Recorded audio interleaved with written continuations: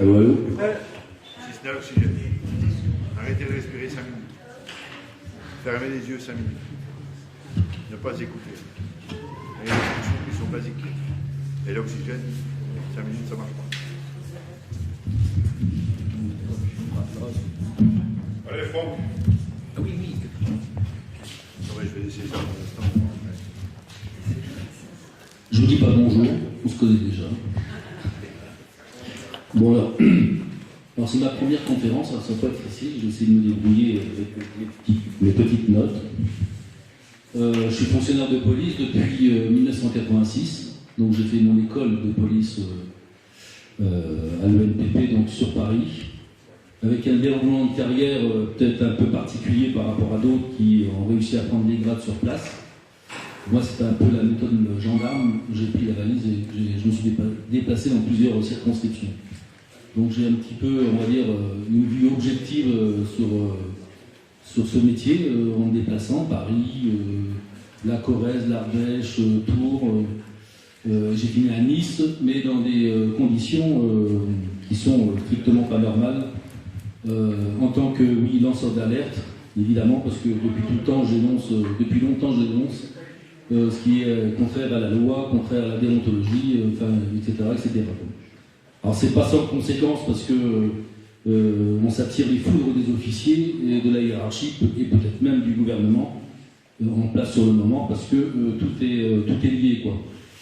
Et même le gouvernement, je dis le gouvernement parce qu'ils ont connaissance de cause, ils ont vraiment connaissance de tout ce qui se passe dans l'institution. Dès lors qu'on dénonce les interventions de JPN, de la justice, etc., et puis finalement les choses se retournent toujours contre vous, quoi. Alors qu'on a affaire à des officiers qui sont, contrairement à la loi, parce qu'ils harcèlent, et je les traite de criminels parce qu'ils sont capables de vous enterrer, en tout cas ils m'enterrent, on essaie de m'enterrer vivant jusqu'à maintenant, quoi. Donc suppression de salaire, RSA, etc. Tout va bien pour moi quand même, j'arrive à me débrouiller, mais c'est pas facile. Donc alors là-dessus, c'est pas comme ça qu'on m'arrêtera, parce qu'il y a trop de choses à dénoncer. Voilà. Donc, et en plus, c'est ma fonction, mon devoir comme tout citoyen, mais en tant que policier, il m'est interdit de démissionner comme il le voudrait. Parce que bien sûr, on fait en sorte de m'empêcher de parler de cette manière-là, de toutes sortes. Donc je vois que je suis vraiment bien encerclé avec les ennuis, mais il y a quand même moyen de toujours avancer, la preuve en est. Et pour chacun, même pour ceux à qui on a enlevé les enfants, il y a toujours un espoir. Alors je voulais juste vous présenter mon petit sommaire, là, j'ai bidouillé, donc c'est la présentation de ma profession, ce que je suis en train de faire. Je vais arriver avec les placements abusifs, que tout le monde connaît. Enfin, là, je vais parler de mes constatations en tant que policier pour les placements abusifs. On va dire que c'est plutôt une expérience personnelle en tant que policier, de parents, parce qu'on s'attaquait à moi aussi, on s'attaquait à mon fils pour arriver à me détruire comme on le fait pour vous, quoi. Ensuite, donc c'est mes observations sur le dossier de Sandrine Awanto. Je m'occupe depuis 2 ans de son dossier, savoir qu'elle a été mise en examen, contrôle judiciaire, il y a une constitution partie civile pour ce qu'on a fait à sa fille, et puis il y a le côté familial, juge d'enfants, etc. Donc j'ai beaucoup appris, évidemment, parce que avant je ne connaissais pas la matière. Même en tant que policier, on ne se rapproche pas des juges d'instruction comme je l'ai fait, quoi. Donc déjà dans mon affaire personnelle, j'ai traité 2 dossiers en instruction, donc j'ai commencé à me spécialiser entre guillemets, et avec Sandrine, j'ai continué dans ce domaine-là et ça marche très bien. Alors on s'attaque quand même à des juges, on ne gagne pas, on ne récupère pas l'enfant pour autant comme on le voudrait bien sûr, surtout quand il y a une mise en examen, j'en parlais tout à l'heure, ces modes de ficelage qui sont opérés donc, sur les gens victimes, sur les parents. Donc ensuite je vais parler des conséquences de ces placements que vous connaissez, mais je parle vraiment de mes observations, des fois que ça pourrait apporter quelque chose. Et puis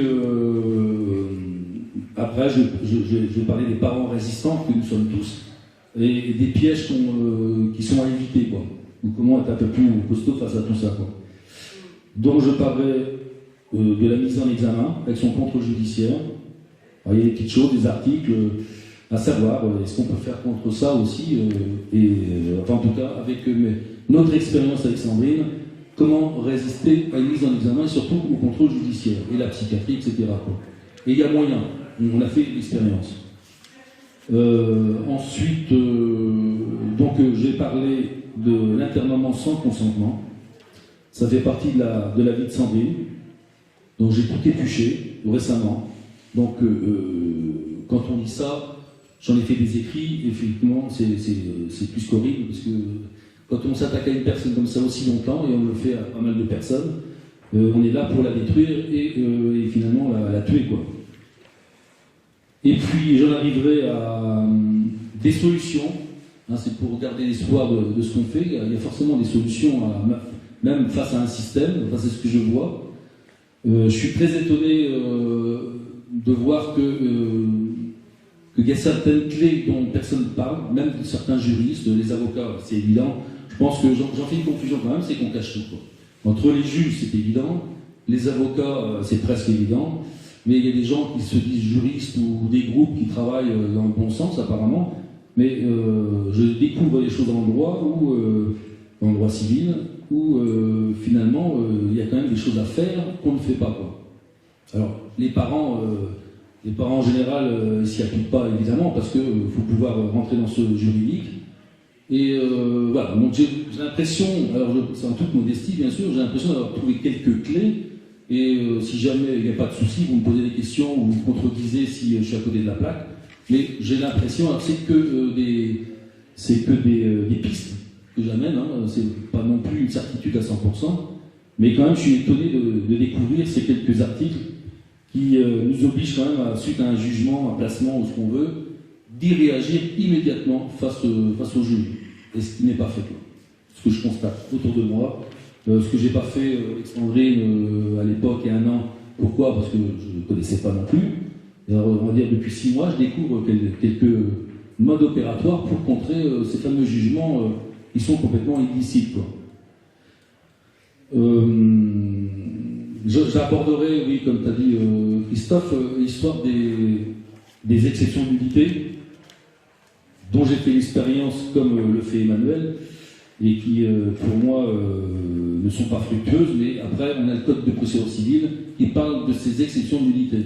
Donc là aussi, il réagir immédiatement pour anéantir ces fameux jugements faits illégalement, déjà d'une part, mais après, vous avez plein de choses à retirer en vice de procédure, vice de forme, vice de fond, etc.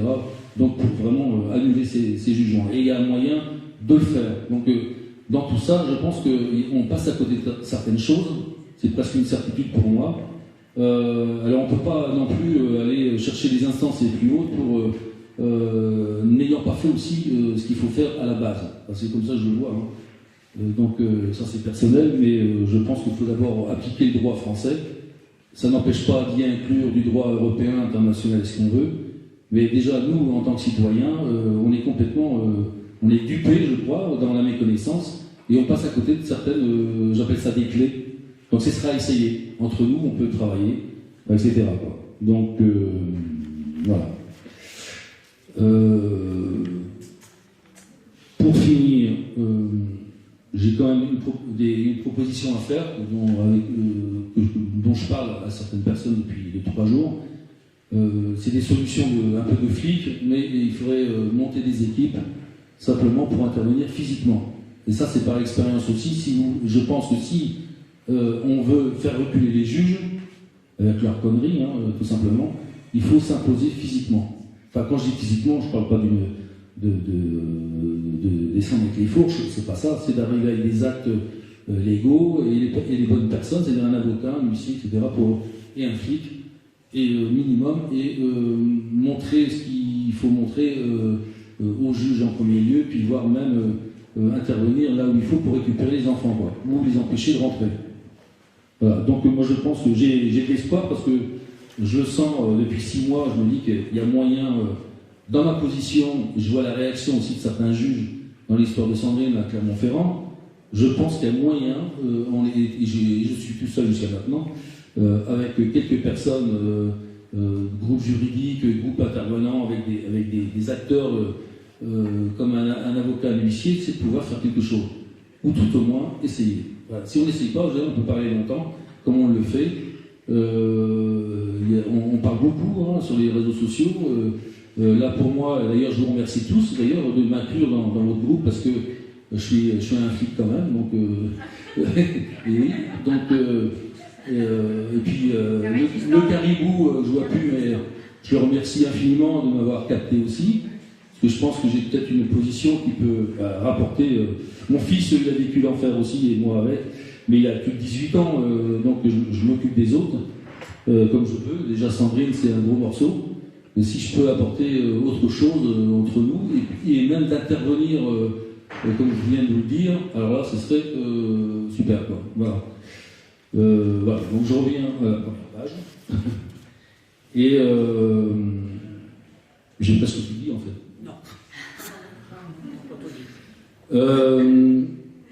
Je vous ai présenté ma carrière aussi, l'histoire personnelle à travers mon travail.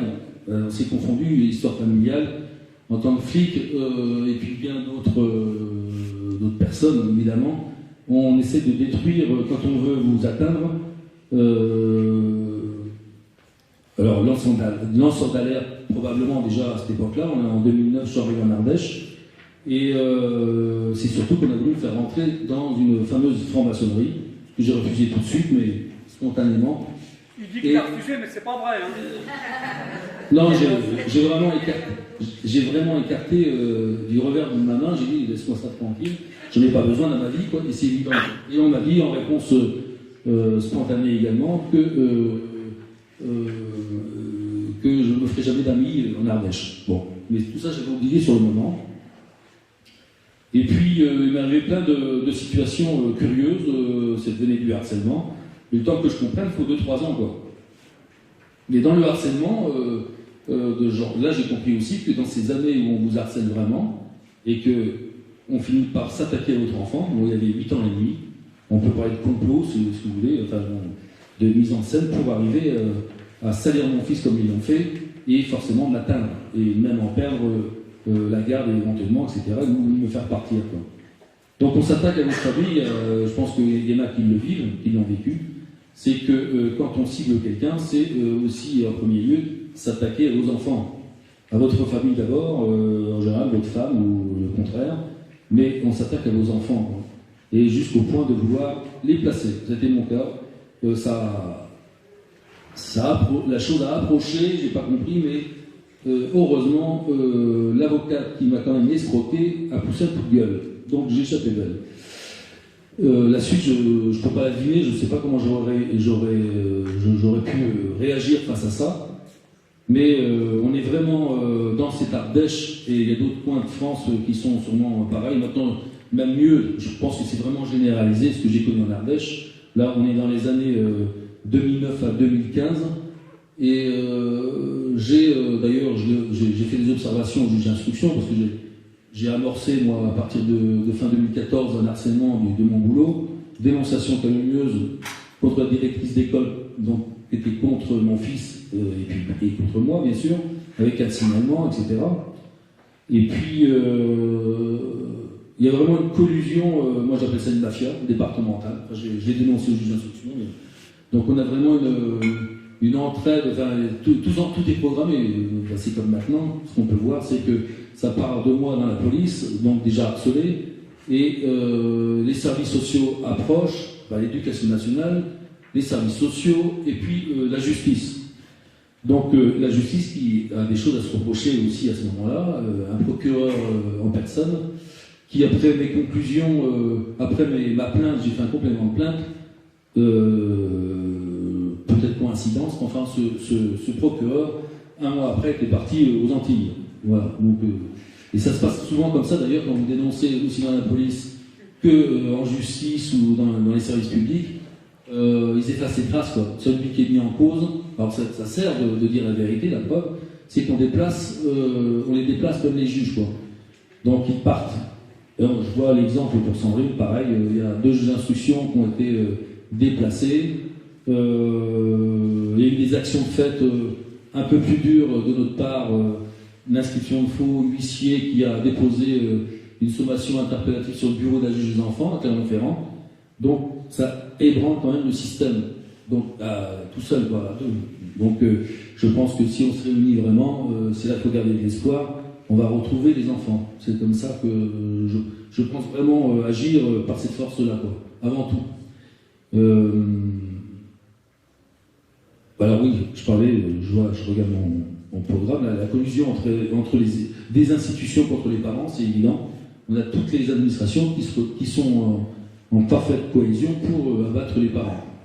Placer les enfants, ce que vous voulez, enfin bon, et c'est vraiment une persécution.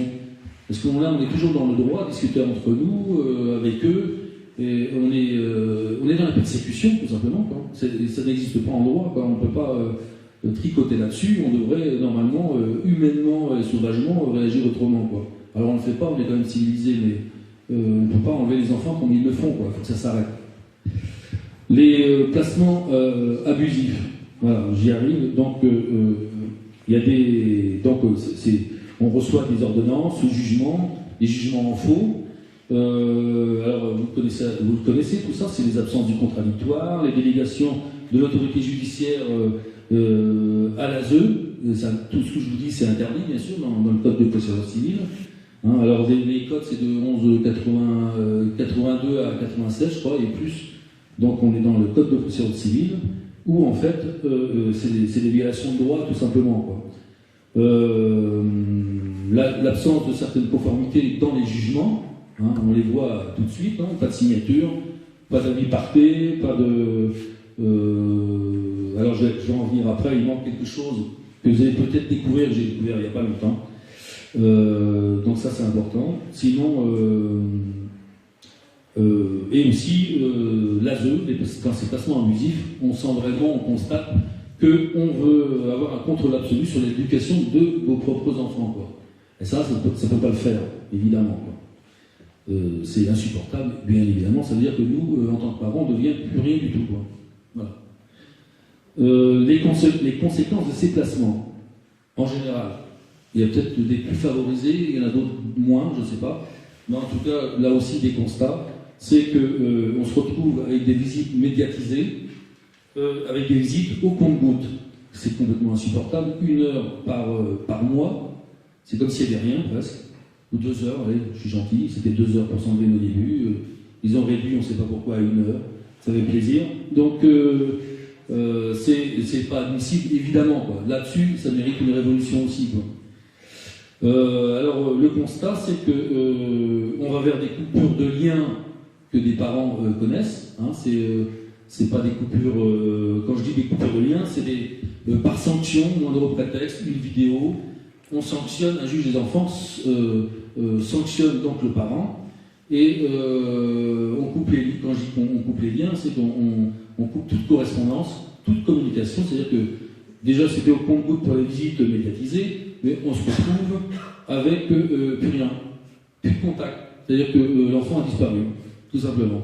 L'objectif de l'ASE, c'est évidemment d'emmener l'enfant vers une adoption. Alors, on ne sait même plus ce qui se passe, les années passent, et voilà. Donc c'est la révolution pour ça aussi, ça vaut le coup.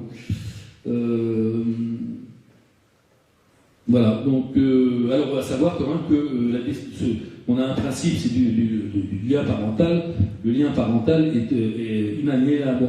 Donc on peut pas le défaire. Ça c'est on monte jusqu'à la Cour européenne de droit international. Effectivement, on ne peut pas couper les liens entre parents et enfants, quoi qu'il se passe. Hein, même s'il y a besoin d'aide pour certains, peut-être, mais non. Voilà. Alors, en droit, certains ne le connaissent pas, j'ai remarqué, on en discute. Il y a là le droit international, il y a la CIDE, moi j'appelle ça la CID, mais vous avez des droits qui sont très bien faits au niveau international. L'article 9, 18, etc. Donc, interdiction de détruire les familles comme ils le font. On le retrouve aussi à la CEDH. Mais je trouve qu'à la CIDE, on va vraiment c'est ciblé pour l'enfant. C'est fait pour ça. Donc, tout ce qu'on nous fait, c'est complètement interdit par le droit international. Européen, évidemment. Hein, donc, on a l'article 8, par exemple, de la CEDH, qui interdit toute destruction de famille, comme ils le font, par exemple. Et après, en droit français, alors comme je vous disais tout à l'heure, c'est un code de procédure civile, ça part du 1181-82, et suivant. Donc on a tout ce qu'il faut pour batailler avec ces gens-là, avec le droit, quoi, normalement. Alors les pièges, je parle des parents résistants, c'est-à-dire que ce qu'on est tous, forcément qu'on s'expose à ces institutions, on s'expose à quoi? À des choses graves, tout simplement, pour simplement avoir répondu à une justice inopérante.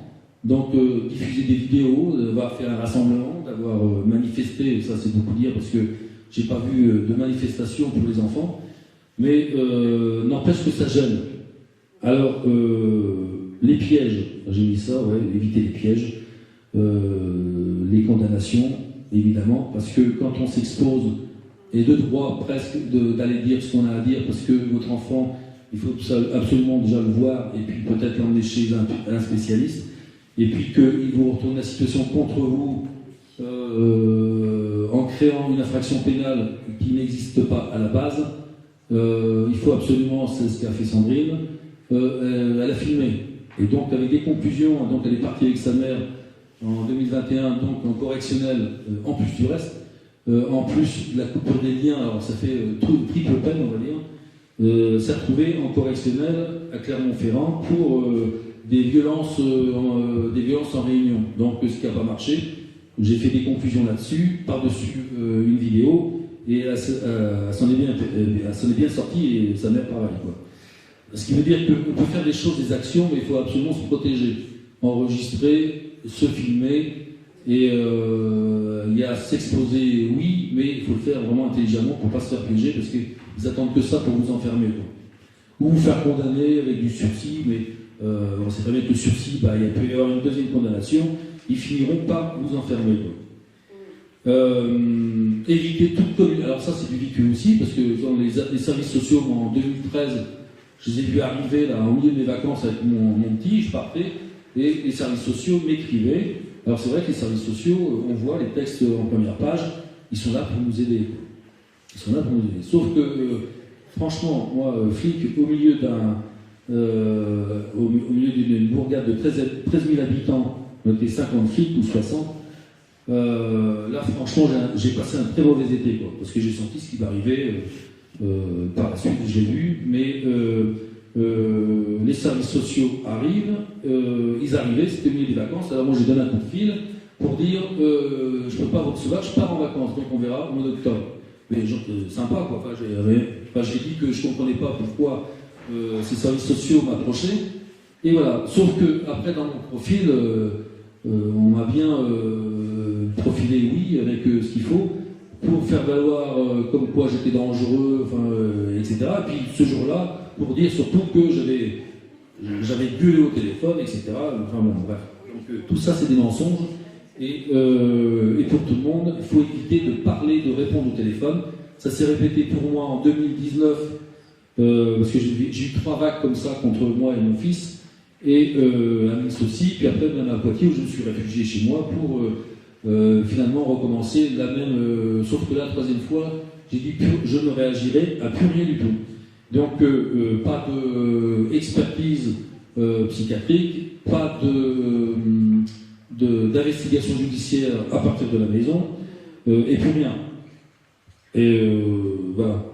Donc il faut éviter. Alors j'ai répondu à plus rien du tout, c'est-à-dire que si vous répondez au moindre coup de fil que j'ai reçu, par messagerie, des services sociaux, de tout le monde, c'est foutu parce qu'ils peuvent tout inventer derrière. Il ne faut absolument pas répondre, il faut écrire. Alors écrire c'est très bien, c'est-à-dire que ça vous fait déjà pour vos dossiers de la matière, parce que s'il n'y a rien, on ne peut pas vous défendre, mais au moins vous montrer que il faut rester correct évidemment, etc. Mais que par écrit, c'est clair. Sinon on se fait piéger. Donc c'est facile de dire, d'envenimer, de transformer ce qu'on a dit, d'un moindre coup de fil, et après, ça y est, ils montent leur dossier, par contre. Ils font des rapports. Ce que je reproche d'ailleurs par rapport à la police ou la gendarmerie, c'est qu'au moins, même s'il y a des fautes faits, vous signez en bas de votre page les auditions, etc. Là, eux font tout ce qu'ils veulent et vous n'avez même pas connaissance. Donc, c'est un monde extrêmement dangereux, évidemment, et tout le monde suit. Alors on peut tout dire sur vous, jusqu'à vous enfermer, vous interner, enfin, etc. Enfin, donc c'est grave.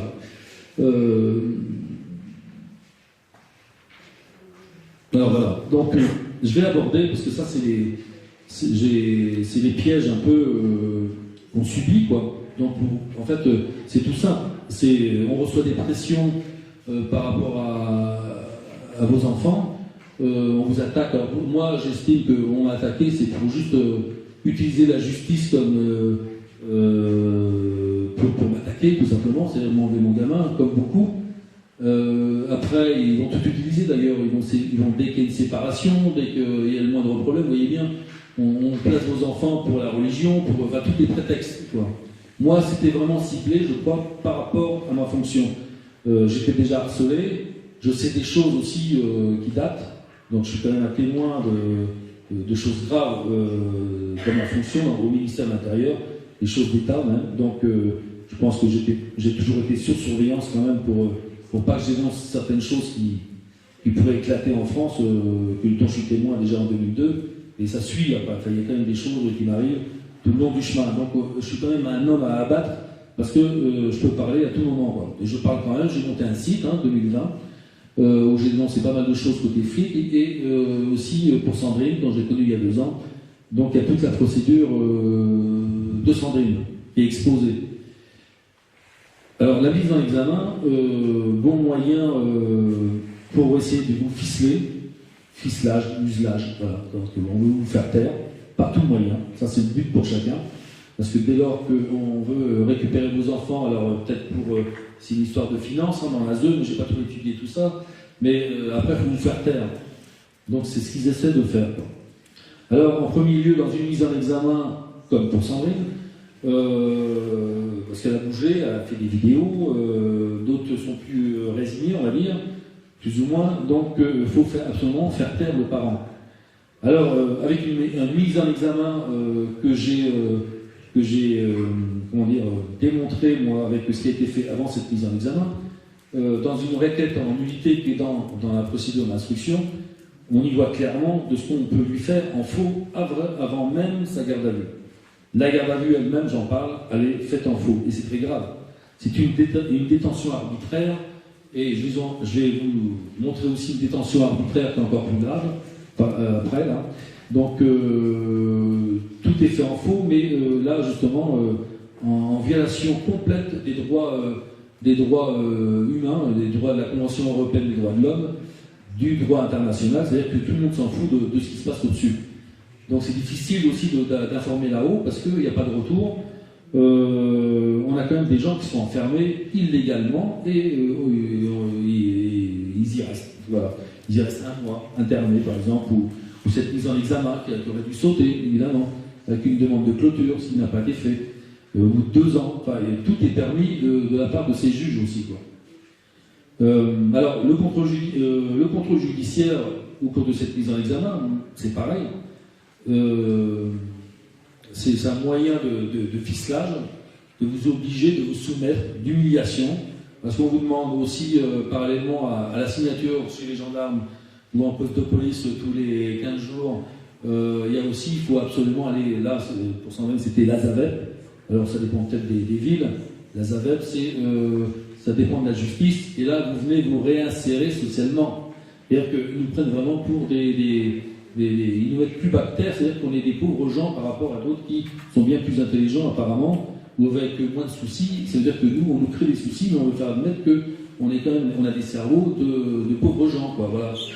C'est ce qu'ils veulent faire de nous, c'est ce que je perçois. On nous humilie, on nous rabaisse, on vous enlève vos finances, et puis voilà, on fabrique quand même une couche sociale défavorisée, on la fabrique. C'est ce que je perçois. Alors dans mon métier, forcément, j'ai vu plein de choses. J'ai 37 ans d'administration, j'en ai vu des vertes et des pas mûres. Donc en passant, je vous ai dit, les Sarko, j'ai traversé la France. Donc j'ai vu pas mal de choses, quoi. Sans trop percevoir à l'époque le monde des enfants, etc. Tout ce que j'entendais dire, ce que j'ai retenu, c'est souvent, il y avait des fiches de recherche sur des mineurs qui avaient fugué des centres de l'enfance. Ça, c'est ce que je me souviens dans les années 90 ou partout où je suis passé.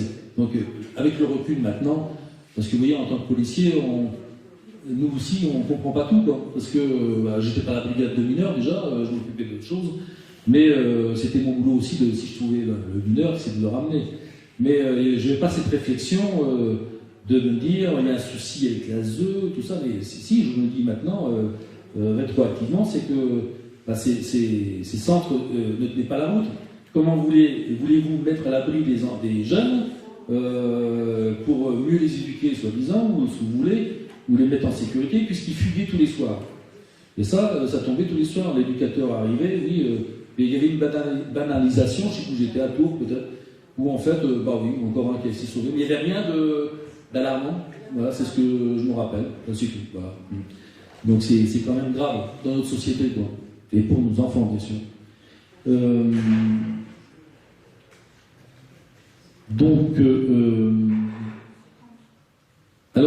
il y a le contre-judiciaire, donc on ficelle au mieux les gens de cette manière-là. On leur interdit de sortir du pays. Donc là, on est dans une atteinte de la liberté d'aller et venir dans les citoyens en faisant ça. Il ne faut pas oublier qu'il y a quand même une présomption d'innocence en tant que mis en examen. Donc un contre-judiciaire qui vient tout vous interdire. Sandrine a été interdite d'aller sur la commune où est sa fille placée. Donc c'est une commune entière, ça veut dire qu'on ne peut plus s'approcher de cette commune. Donc c'est quand même une atteinte grave à la liberté des individus pour une mise en examen et surtout avec des infractions qui ont changé en cours de garde à vue, et ça, je veux dire, c'est interdit. On ne change pas, parce qu'il y a un magistrat qui est averti, c'est même lui qui donne les instructions pour pouvoir interpeller la personne.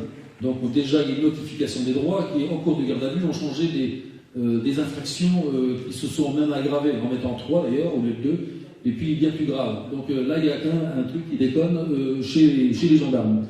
Aussi, parce qu'ils sont au PJ, ils connaissent leur boulot, mais c'est un magistrat de Clermont-Ferrand qui donne les ordres, et ça suit. Donc tout est mis en œuvre avec un contre-judiciaire pour interdire donc de sortir du pays, de ficeler ces histoires et d'imposer aussi la signature et d'aller se faire réinsérer avec une femme qui doit vous faire la morale ou je ne sais quoi. Enfin, je ne comprends pas trop le truc. Donc, ce que j'avais proposé à Sandrine, ça fait partie de mes démarches aussi de mon action actuelle, c'est de résister à ce qu'on peut résister. Parce que quand on se soumet, tant qu'on se soumet, on n'avance pas. C'est-à-dire qu'on se plie au système avec des choses qui sont mises en place, qui ne sont même pas cohérentes. Comme pour l'expertise psychiatrique, c'est la même chose. C'est 2 moyens de contrôle de la personne mise en examen, la personne ciblée en tout cas, et histoire de la contrôler, de faire du faux aussi, de cumuler des dossiers. Je parle d'expertise psychiatrique parce qu'on le vit dans la police. J'en connais un, c'est Alain Deville par exemple, qui est à Grenoble, qui a dénoncé des choses graves aussi là, qui datent. Mais donc, il y a eu pas mal de vidéos faites sur Alain Devigne où il dénonce l'histoire de meurtre par des policiers, etc. Enfin voilà, tout est politique. Et voilà, sauf que lui, on lui a fait peut-être une douzaine d'expertises psychiatriques. Il s'est retrouvé carrément réformé médicalement et puis éjecté.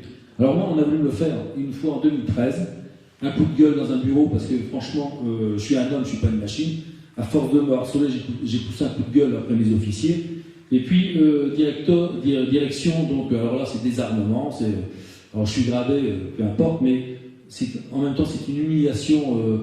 Ils ont fait que ça, quoi. Je veux dire, pour un truc qui était dit, hop, on vient me chercher entre les officiers, et puis désarmement. Enfin, ça fait partie du harcèlement, quoi. Hein. Donc, j'ai jamais tué personne. Donc, j'ai jamais agressé les gens avec mon arme. Sauf que c'était un moyen dans la police pour harceler aussi, ça fait partie du harcèlement, harceler les fonctionnaires, quoi. J'ai atterri en 2013, je suis arrivé dans les mains d'un psychiatre qui finalement n'a pas été contre moi parce qu'il a dénoncé certaines choses dans l'expertise. Ouf. Donc, mon chef de service, quand je suis revenu, j'ai repris mon arme, mon service, et il est venu me dire que finalement il s'était trompé et qui voulait diminuer les sanctions, parce que les sanctions, je veux dire, c'était du 5 heures d'audition, je ne sais plus combien dans la même journée, avec avec des accrochages entre les officiers et moi. Donc ça s'est mal passé, mais j'étais auditionné par un officier, 2 heures après, puis après 2 heures avec le chef du service, enfin, ça fait 6 heures. Vous arrivez en fin de journée, je peux vous dire qu'ils m'ont quand même torturé. La psychiatrisation, ils n'ont pas réussi. Alors quand j'ai fui Nice, parce que je ne veux pas tout raconter sur ma profession, mais quand j'ai fui l'Ardèche avec mon fils, quand je dis fui, c'est avec le JAF bien sûr, et ça m'a suivi à Nice aussi. Au bout de 2 ans, j'ai été obligé de partir.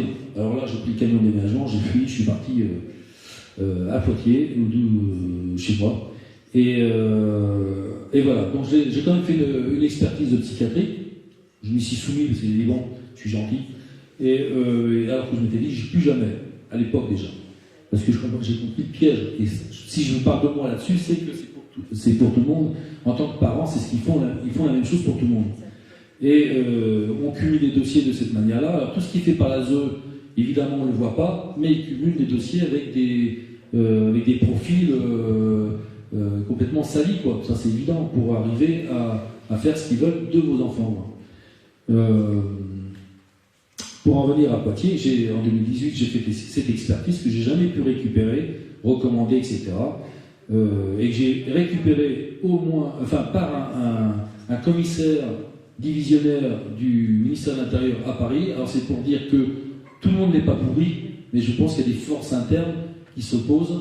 On a les pourris, puis des gens qui se taisent ou qui ont peut-être peur de mourir aussi, donc ils n'agissent pas, sauf que là je l'avais rappelé une année après, et grâce à lui j'ai récupéré mon expertise de psychiatrie de Poitiers, qui finalement m'aurait permis de reprendre mon métier en mutation dérogatoire sur Poitiers, tout simplement.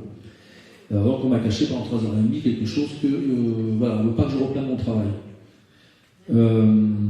Donc l'expertise de psychiatrie, pour revenir vraiment au niveau de l'ASE, du monde des enfants, moi, ce que j'ai à conseiller, et ça c'est propre à moi, mais sauf que je l'ai expérimenté avec Sandrine, et ça marchait. Pourquoi ? Parce que le contrôle judiciaire, à ce qui est jamais soumise, jamais on a été faire, je crois qu'elle a été 1 ou 2 fois à la Zavette, pour cette fameuse réinsertion, c'est quoi, c'est du discours, c'est tout, hein. Mais l'expertise de psychiatrie qu'elle n'a jamais faite, alors moi, par contre, j'y réponds, dans le cadre de la mise en examen, procédure d'instruction, j'y réponds bien sûr, avec un appel devant la chambre de l'instruction, et ensuite, alors forcément, ça ne marche pas, on part ensuite vers la cassation, et donc on a fait tout ça, quoi. Donc mémoire, etc. Et en attendant, pas d'expertise de psychiatrie. Alors tout récemment, ils ne savent pas comment faire. Vous voyez que Sandrine n'est pas partie en détention provisoire parce que si on ne se soumet pas à tout ça, normalement, vous êtes quand même menacé en bas de page pour vous dire vous allez en tôle. Vous allez en détention provisoire parce que vous n'êtes pas soumis à ces choses-là, quoi. Et donc, elle ne s'y est pas soumise. Contre judiciaire, elle ne s'y est pas soumise. Et récemment, pour dire que ça, c'est des petites notes, et je vous l'apporte parce que ça veut dire que la résistance, c'est ça, c'est que ça marche un peu. Je ne dis pas qu'elle n'a pas récupéré sa fille, mais ça marche parce qu'il y a une modification du contrôle judiciaire où elle a retrouvé tous ses droits, sauf de se rendre sur le lieu de placement de sa fille. Mais elle a récupéré tous ses droits. Plus de signature, plus de machin, plus de tripotage, et c'est une avancée. Alors ça ne se fait pas du jour au lendemain, ça fait 2 ans. Mais il y a une avancée. Et voilà. L'expertise de psychiatrie, alors oui, c'est ce que je voulais dire. Donc le fait de ne pas vouloir, là pareil, chambre de l'instruction, cassation, et puis rien depuis. Sauf que la juge d'instruction a trouvé un moyen, c'est de réunir elle a récupéré un dossier médical de Sandrine pour finalement demander à un juge d'instruction de faire son analyse sur les pièces médicales en main. Donc pas de Sandrine, juste des pièces où tout peut être fait n'importe comment aussi, quoi. Mais ça veut dire aussi qu'ils ne savent plus quoi faire pour arriver à leur fin. Ça, c'est un signe d'avancée, de victoire. Enfin, pour moi, vous voyez, je suis optimiste, mais il faut se battre, ça c'est clair. C'est clair. Donc, je vais rajouter un mot sur l'expertise de psychiatrie. Si ça vous arrive, il y a moyen d'y répondre aussi, parce que vous n'avez pas l'obligation à vous y soumettre.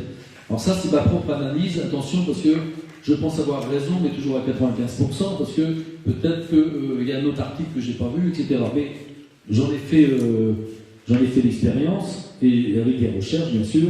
Il faut se référer à l'article 606, 47-1 du Code de procédure pénale, qui est combiné avec l'article 706-47. Pour l'histoire de Sandrine, c'est tout simple. Alors on a voulu l'obliger avec du faux, avant même sa mise en examen, une infraction qu'on a voulu lui créer et qui n'a pas fonctionné, parce qu'ils ont tout étouffé avec une plainte qui allait aboutir finalement pour le viol de sa fille, avec un gendarme qui a voulu faire son boulot, donc audition, expertise de la petite, et puis audition de la petite. Et un magistrat, on connaît le nom, il a récupéré ces fameux dossiers, même le dossier qui était contre Sandrine, pour une diffusion de photos à caractère pornographique. Alors, Sandrine n'a fait qu'une chose. Elle a pris contact avec une avocate, elle lui a envoyé par mail des photos d'un médecin qui avait fait des photos pour prouver le viol, parce qu'il y a des certificats médicaux quand même, faits par un médecin généraliste avant tout, et après un spécialiste qui prend des photos et rédige quelque chose. Ça, elle l'envoie à cette fameuse avocate. L'avocate, donc, elle a forcément qui fait partie du milieu de Clermont-Ferrand, donc a fait un signalement de diffusion de photos à caractère pornographique de la part de Sandrine. Oui, l'avocate. Ouais. Donc, pour signaler ce que fait Sandrine, et adressé au procureur. Le procureur, qu'est-ce qu'il fait? Donc, il actionne, crée une procédure, et Sandrine a été auditionnée là-dessus. Mais alors, comme le substitut du procureur, ou son adjoint, a récupéré l'histoire de la plainte qui mettait en danger ce beau monde, et en même temps, il y avait cette fameuse procédure montée à partir de l'avocate, tout a été étouffé, quoi. Mais c'est quand même resté dans leur mémoire parce qu'en cours de la mise en examen, oblige Sandrine, auquel on a résisté par les procédures d'instruction, une expertise de psychiatrique qui, alors j'en viens au fait, ne peut se faire obligatoirement que dans le cas de 15 infractions. Alors ce qui se rapproche de son cas, c'est cette diffusion de photos à caractère pornographique. On veut l'obliger à avoir une expertise de psychiatrie. Alors je vous le dis, si de tête vous regarderez ou vous notez, on est dans le 706-47-1 du Code de procédure pénale, combiné avec le 706-47, qui relate toutes les infractions qui permettent de pouvoir faire obligatoirement une expertise de psychiatrie. Et rien d'autre. Moi, j'ai rien trouvé d'autre.